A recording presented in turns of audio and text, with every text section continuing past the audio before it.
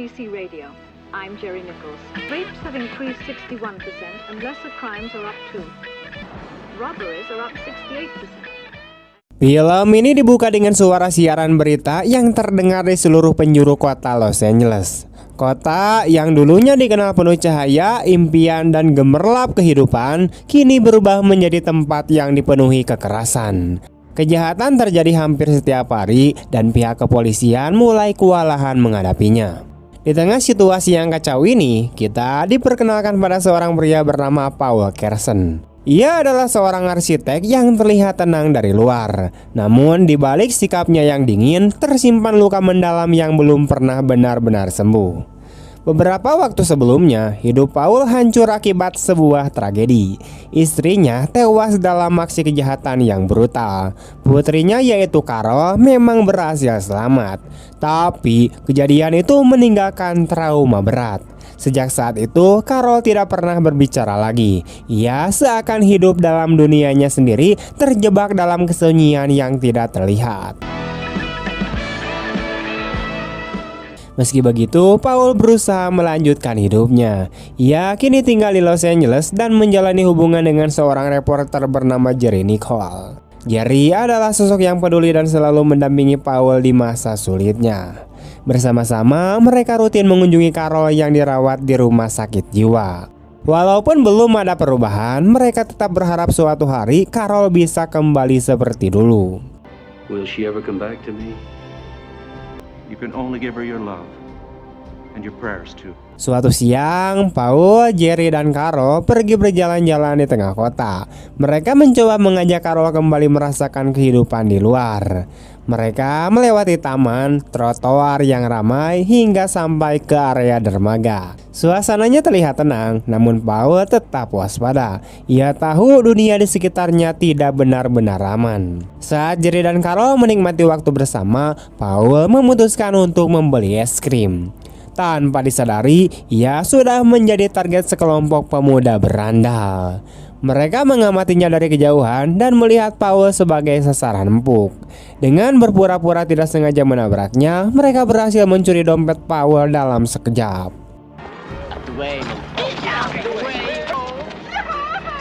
Menyadari hal itu, Paul langsung mengejar mereka hingga ke sebuah gang sempit.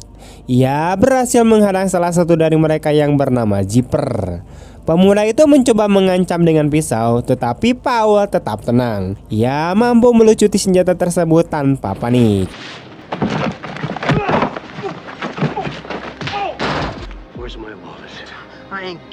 Meski begitu, dompetnya ternyata sudah tidak ada.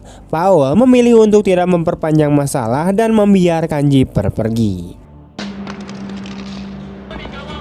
Setelah itu, ia kembali menemui Jerry dan Carol seolah tidak terjadi apa-apa. Ia hanya mengatakan bahwa dompetnya mungkin tertinggal. Mereka pun melanjutkan perjalanan hingga ke dermaga dan menikmati suasana laut yang tenang. Namun, ketenangan itu tidak berlangsung lama. Jerry harus pergi karena urusan pekerjaan dan Paul pulang bersama Carol. Di sisi lain, masalah besar kemudian mulai muncul. Para penjahat tadi menemukan alamat rumah Paul dari dompet yang mereka curi. Mereka kemudian menuju ke sana dengan sebuah mobil van, membawa niat jahat yang sudah mereka rencanakan. Di rumah, pengurus rumah tangga bernama Rosario sedang menyiapkan makan malam. Salah satu dari mereka berpura-pura menjadi kurir dan membunyikan bel.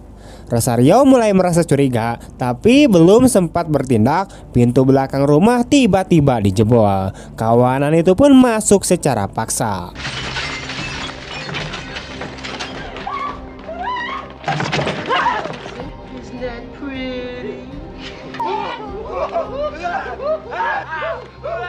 Mereka langsung menyeret Rosario dan membungkamnya. Salah satu dari mereka melakukan tindakan keji terhadapnya, sementara yang lain hanya tertawa.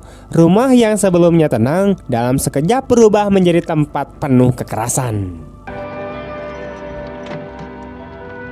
Tidak lama kemudian, Paul dan Carol tiba di rumah tanpa mengetahui apa yang telah terjadi. Begitu pintu dibuka, mereka langsung diserang. Paul dipukul hingga tidak sadarkan diri. Rosario yang mencoba meminta bantuan justru dihabisi di tempat. Sementara itu, Carol diculik dan dibawa pergi. Di dalam mobil yang melaju di malam hari, para pelaku mulai panik. Mereka khawatir Carol bisa mengenali wajah mereka. Jeepers mengingatkan bahwa Paul juga sempat melihat mereka.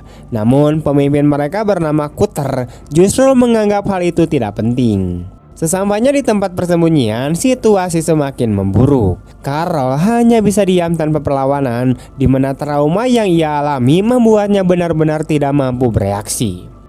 Sementara itu, Paul akhirnya tersadar. Tak lama kemudian, Jerry datang ke rumah dan menemukan kondisi yang mengerikan.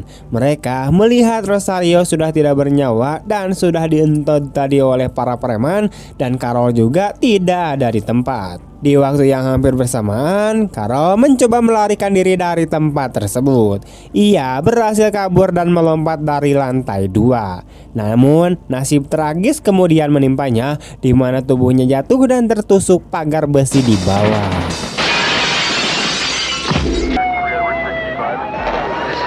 Tak lama kemudian, polisi menemukan jasad Carol. Sementara itu, tubuh Rosario juga kini telah dievakuasi.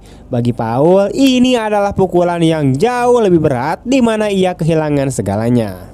Seorang inspektur bernama Manowitz kemudian datang untuk menangani kasus ini. Ia mencoba menenangkan Paul dan berjanji akan mengusut sampai tuntas. Namun Paul sudah memahami satu hal. Ia tidak lagi percaya bahwa hukum bisa memberinya keadilan tepat waktu. Dan di titik itulah Paul akhirnya mengambil keputusan besar.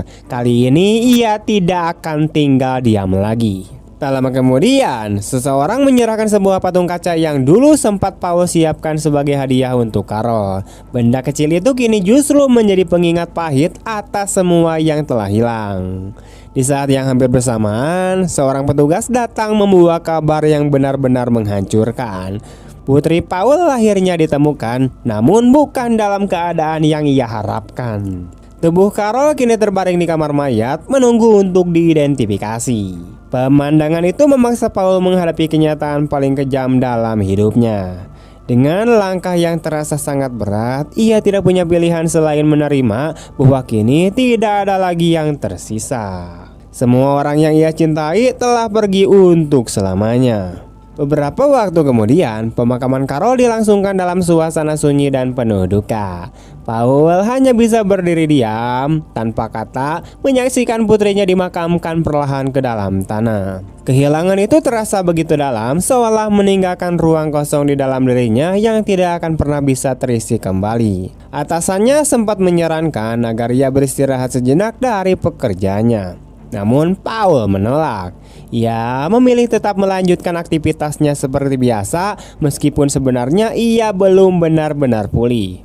Pada akhirnya ia sempat mengasingkan diri ke sebuah kabin terpencil di tengah hutan. Di sana ia meluapkan emosinya dengan menebang kayu tanpa henti, seolah setiap ayunan kapak adalah cara untuk meredakan amarah yang terus membakar di dalam dirinya. Beberapa minggu berlalu, Paul kembali ke kota dan mencoba menjalani hidup seperti semula. Ia kembali bekerja sebagai arsitek dan terlibat dalam proyek pembangunan gedung baru.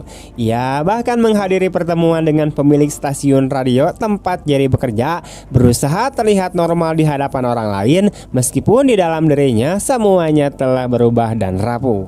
Setelah pertemuan itu, Jerry mencoba mengajaknya keluar untuk menghabiskan waktu bersama. Namun Paul menolak secara halus. Ia belum siap, di mana ia masih terjebak dalam duka yang masih belum sembuh. Di luar gedung, beberapa polisi kemudian menghampirinya, di mana mereka menunjukkan foto-foto para kriminal dan berharap Paul bisa mengenali pelaku yang pernah menyerangnya.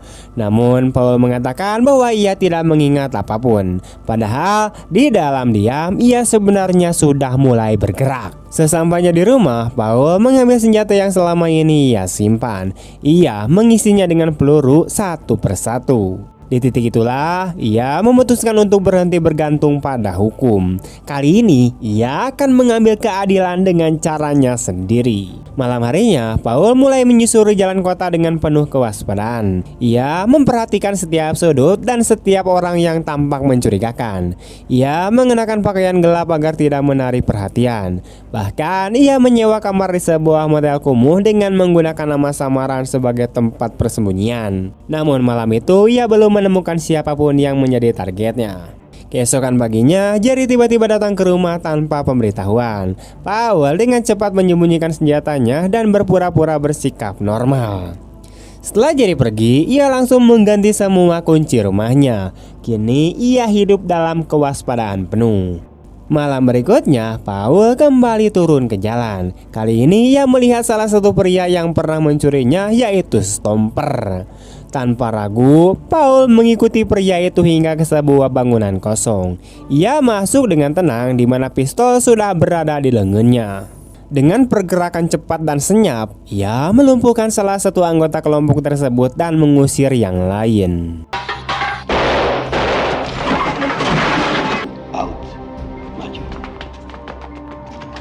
Stomper dipaksa tetap tinggal. Saat melihat kalung salib di leher pria itu, Paul langsung yakin bahwa orang ini adalah bagian dari kelompok yang telah menghancurkan hidupnya. Tanpa memberi kesempatan sedikit pun, Paul pun menembaknya. Setelah itu, ia kembali ke motel untuk menyembunyikan senjatanya lalu pulang ke rumah. Tak lama kemudian, Jerry menelepon dan menanyakan kenapa Paul sulit dihubungi. Paul hanya memberikan alasan sederhana untuk menutupinya. Mereka bahkan sempat merencanakan pertemuan di hari Jumat. Sementara itu, berita tentang kematian Stomper mulai menyebar luas. Malam berikutnya, Paul kembali keluar. Di sebuah parkiran bawah tanah, ia mendengar teriakan. Ia segera menghampiri dan melihat seorang wanita hampir diculik dan dilecehkan. Tanpa ragu, Paul langsung menyerang. Dua pelaku berhasil ia tembak, di mana satu orang lainnya kabur sambil menyandra korban.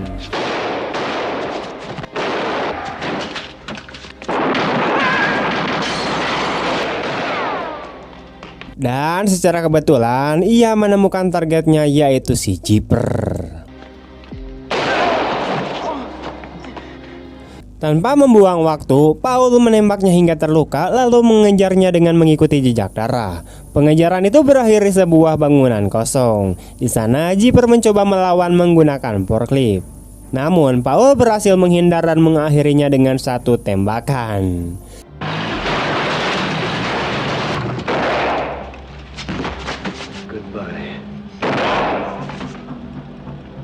Setelah itu ia segera pergi sebelum polisi tiba. Di sisi lain, Inspektur Manowitz mulai merasa ada yang tidak beres. Ia kesal karena korban yang diselamatkan Paul tidak mau memberikan keterangan. Ia mencoba menekan mereka namun tetap gagal. Kasus ini mulai mengarah pada satu kesimpulan, di mana ada seseorang yang bertindak di luar hukum. Manowitz kemudian membahas hal ini dengan atasannya. Mereka mengingat kasus lama di New York yang memiliki pola serupa. Dari situlah nama Paul muncul kembali. Seorang detektif dari New York bernama Ochoa mengaku sudah lama mencurigai Paul. Ia yakin Paul adalah orang yang sama di balik kejahatan sebelumnya, dan karena itulah Ochoa dikirim ke Los Angeles untuk menghentikannya. Setibanya di sana, Ochoa mengetahui tragedi yang menimpa keluarga Paul. Ia lalu menemui Jerry dan menjelaskan masa lalu Paul tentang bagaimana ia pernah menjadi sosok yang memburu para penjahat. Ia meminta Jerry untuk menghentikannya sebelum semuanya terlambat. Tak lama kemudian, Jerry mencoba berbicara dengan Paul, namun Paul tetap menyangkal. Ia berbicara dengan tenang dan meyakinkan hingga akhirnya Jerry pun mulai ragu. Sementara itu, Ochoa mulai mengawasi Paul secara diam-diam. Ia menempatkan mobil di depan rumah Paul. Merasa curiga, Paul keluar melalui pintu belakang tanpa sadar bahwa ia sedang diikuti. Jejak itu membawa Ochoa ke motel tempat Paul biasa bersembunyi. Malam harinya, Paul kembali turun ke jalanan. Kali ini ia membawa dua senjata. Di sebuah taman, ia melihat 3 pria yang sangat ia kenali, yaitu Cutter dan kelompoknya. Tanpa ragu, Paul mengikuti mereka hingga naik ke dalam bus. Ochoa pun ikut mengawasi dari belakang.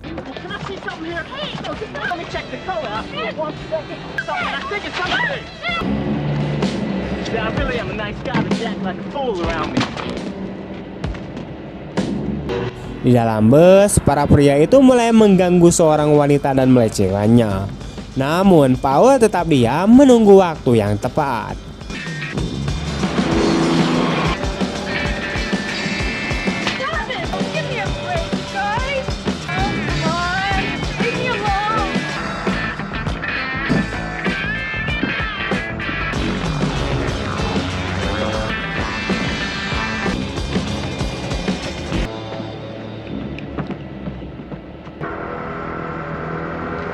Setelah mereka turun, Paul terus membuntuti hingga ke tempat yang sepi. Ternyata mereka sedang melakukan transaksi senjata. Paul mulai mendekat perlahan. Namun dari kejauhan, Ochoa melihat seorang penembak jitu yang mengincar Paul, di mana ia langsung memberi peringatan. Watch out!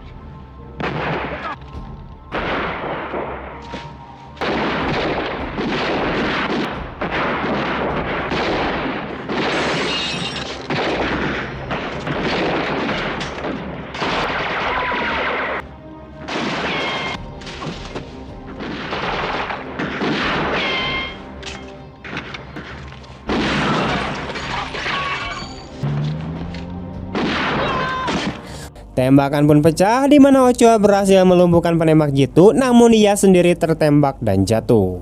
Di saat yang sama, Paul membalas dengan menembak mati Cutter dan 2 orang lainnya. Satu pelaku mencoba kabur, namun Paul terus mengejar hingga pria itu terjatuh ke jurang.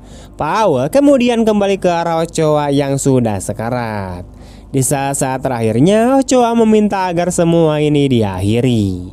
Tak lama kemudian, ia pun meninggoy. Sebelum tewas, salah satu pelaku sempat menyebut satu nama, yaitu Carlos Wilson.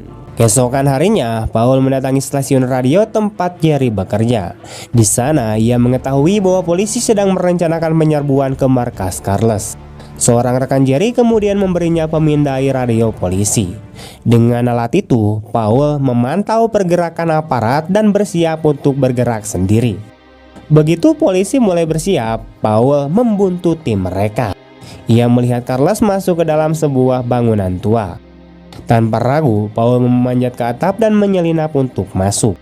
Di dalam, ia akhirnya menemukan Carlos yang tengah mabuk berat. Dalam perkelahian singkat, Carlos berhasil melukai tangan Paul dan mencoba untuk melarikan diri.